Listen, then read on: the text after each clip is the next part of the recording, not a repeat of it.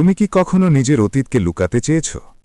ভাবছ নতুন পরিচয় তৈরি করলেই সব বদলে যাবে, কিন্তু যদি একদিন হঠাৎ সেই অতীত তোমার সামনে এসে দাঁড়ায়, আর তখন যদি তোমার সবচেয়ে কাছের মানুষগুলোই তোমাকে চিনতে অস্বীকার করে। আজকের গল্পটা এমন একজন মানুষের, যে নিজের অতীতকে লুকাতে গিয়ে নিজের পরিচয়টাই হারিয়ে ফেলেছিল। রাশেদ একসময় খুব সাধারণ একটা ছেলে ছিল।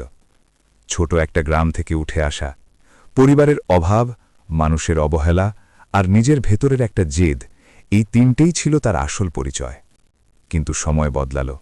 শহরে গিয়ে ব্যবসা শুরু করল, টাকা হলো, নাম হলো, সমাজে একটা নতুন পরিচয় তৈরি হলো। এখন সে রাশেদ না, সে রাশেদ সাহেব। একদিন একটা অনুষ্ঠানে হঠাৎ করে সামনে এসে দাঁড়ালো তার পুরনো এক বন্ধু, যে তার সব জানে, তার অতীত জানে, তার সেই দিনগুলোর সাক্ষী। বন্ধুটি হেসে বলল, কিরে রাশেদ, মনে আছে সেই দিনগুলো? রাশেদের মুখ শুকিয়ে গেল। চারপাশের মানুষ তাকিয়ে আছে। সে হালকা হেসে বলল, ভুল করছো, আমি তোমাকে চিনি না। সেই মুহূর্তে বন্ধুর চোখে একটা কষ্ট ফুটে উঠল, আর রাশেদের ভেতরে একটা ভয়, কারণ সে জানে অতীতকে মুছে ফেলা যায় না। কয়েকদিন পর সোশ্যাল মিডিয়ায় একটা পুরনো ছবি ভাইরাল হল, রাশেদের, তার সেই কষ্টের দিনের। মানুষ হাসতে শুরু করল। কেউ বলল ভন্ড, কেউ বলল নাটকবাজ।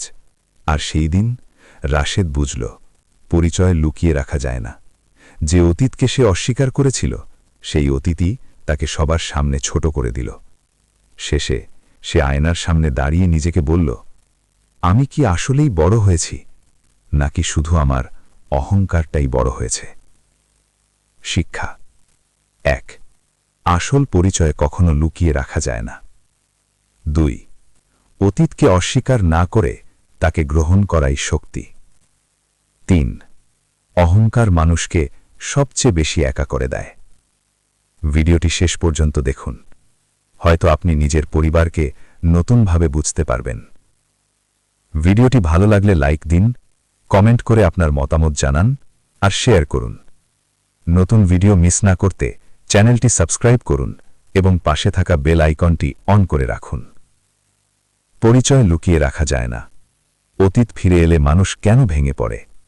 জীবন থেকে বলছি।